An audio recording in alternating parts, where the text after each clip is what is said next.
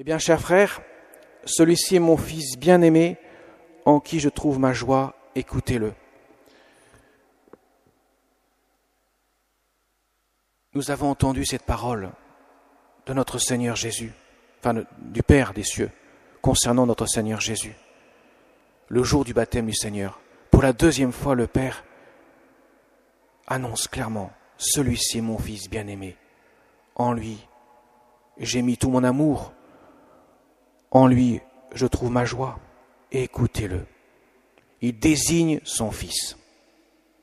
Alors il le fait dans un moment particulier.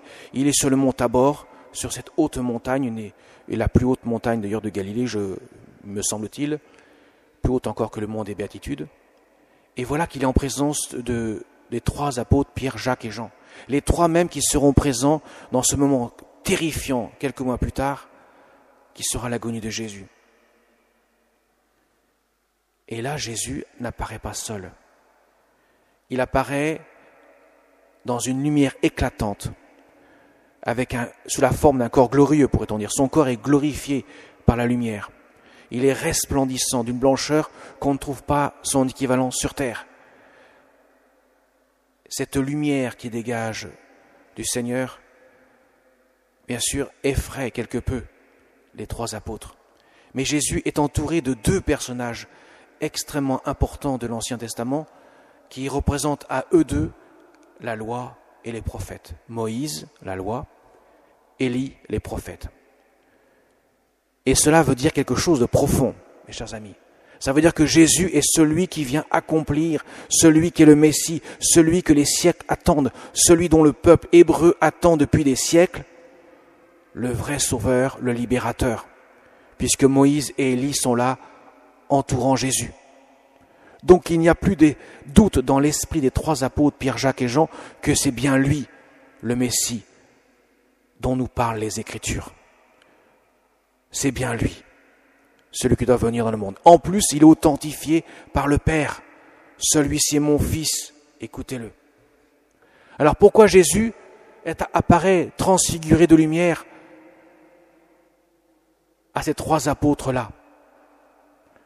Parce qu'effectivement, l'agonie de Jésus, diront les commentateurs de l'Écriture, les pères de l'Église, aurait pu faire sombrer la foi de ces trois apôtres, qui verront l'atrocité de cette souffrance que Jésus va endurer dans son corps de chair, comme personne ne peut endurer.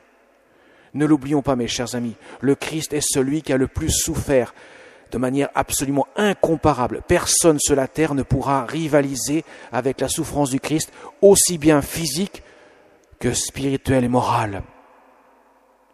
Jésus a enduré une telle souffrance que aucun homme, aussi costaud soit-il, ne pourrait survivre à cela. La flagellation a tellement été terrifiante que n'importe quel homme aurait dû mourir sous le coup des fouets des soldats. Mais non seulement il ne mourra pas à ce moment-là, mais en plus il portera cette lourde croix qui va écraser ses épaules. Et en plus, il mourra, non pas parce qu'on l'aura mis à mort, mais parce qu'il donnera sa vie. Alors, voilà la raison. Jésus est transfiguré de lumière devant ces trois apôtres pour fortifier leur foi, pour les inviter à garder confiance. En ce temps de morosité, nous aussi, en ce temps du carême, où nous vivons un combat spirituel, nous sommes invités par le Seigneur aujourd'hui à garder confiance. L'espérance, mes chers amis. Vous savez que lorsqu'il n'y a plus d'espoir, lorsque le désespoir nous guette, eh bien, il y a quelque chose de beaucoup plus grand, c'est l'espérance. Parce qu'elle traverse les siècles, elle traverse l'humanité, elle atteint la divinité, elle atteint le sein de la divinité, puisque l'espérance nous conduit à recevoir Dieu lui-même, puisque le ciel n'est autre que Dieu lui-même.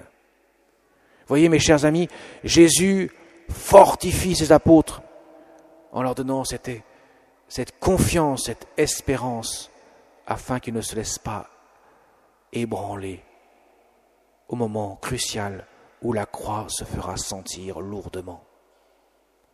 Alors nous aussi, mes chers amis, dans notre vie chrétienne, nous pouvons être confrontés à de grandes difficultés.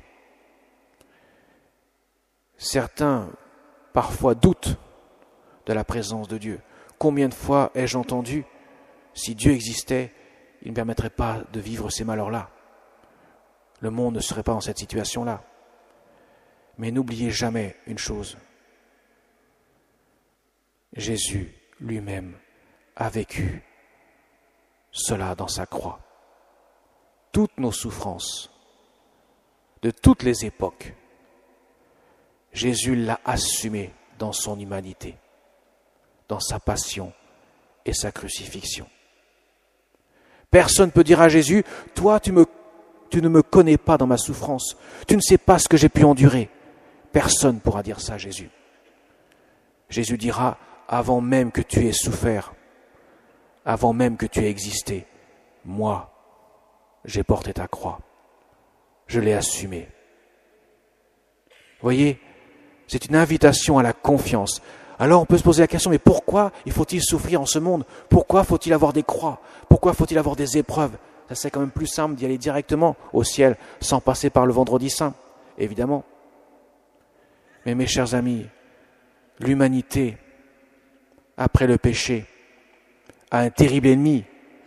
C'est nous-mêmes. Notre volonté est rebelle à celle de Dieu. Et tant que nous sentons la toute-puissance, la suffisance, que rien ne la contrarie, que rien ne l'entrave, Dieu ne peut rien pour nous. C'est comme quelqu'un qui frappe à la porte de votre maison et vous n'ouvrez jamais. Il est là, posté, en train de sonner, frapper à la porte, et nous refusons de l'ouvrir parce que nous n'avons pas besoin de lui.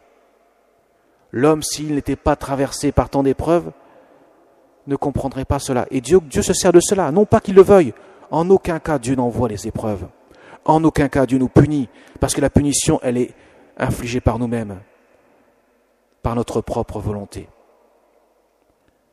Dieu nous permet de vivre toutes nos épreuves, toutes nos souffrances dans la confiance. Et ainsi, il nous demande de nous abandonner en lui. Ça passe toujours par le trio renoncement, abandon et confiance. C'est comme cela qu'on peut grandir dans l'amour de Jésus. On grandit des épreuves lorsqu'on s'appuie sur Dieu. Mais par contre, si on ne s'appuie pas sur Dieu, on se laisse écrouler nécessairement parce que nous ne pouvons pas lutter contre les épreuves sans l'aide de Dieu. C'est difficile du moins. Alors mes chers amis, cet évangile de la transfiguration qui nous montre quelque peu le ciel sur terre, comme l'ont vu Pierre, Jacques et Jean. Demandons, Seigneur, avec l'intercession du cœur immaculé de Marie, que nous puissions entrer dans la dimension de cette offrande de nous-mêmes. Vous savez qu'à Fatima, la Vierge Marie l'a demandé aux enfants, à ces 2 petits-enfants, qui étaient tout petits, pas vieux, ils avaient 8 ans et 10 ans. Vous imaginez, à cet âge-là?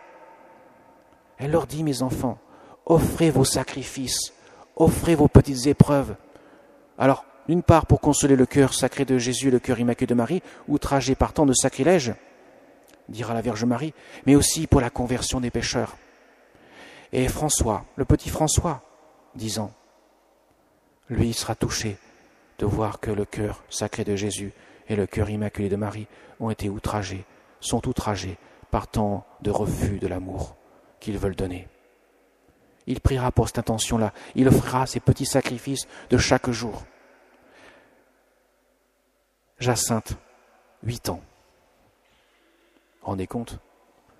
Elle sera touchée par la vision de l'enfer. Elle verra tant d'âmes qui ne refusent l'amour de Dieu. Et donc, elle offrira tous ces petits sacrifices, ces petits renoncements qu'elle fera chaque jour pour la conversion des pécheurs.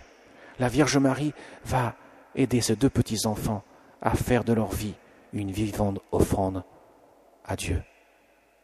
C'est cela le sens de leurs épreuves qu'ils vont donner. Nous sommes confrontés à des épreuves, elles ne valent rien en tant que telles. Elles n'ont aucune valeur.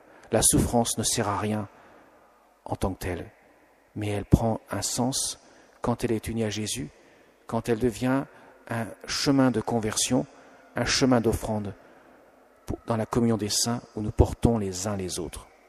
Alors demandons à la Vierge Marie son intercession pour que nous puissions, nous aussi, comprendre avec notre cœur ce que Dieu nous demande de vivre au quotidien, pour que la croix ne soit pas quelque chose qui nous enfonce, mais au contraire, qu'elle nous élève jusqu'à Dieu. Amen.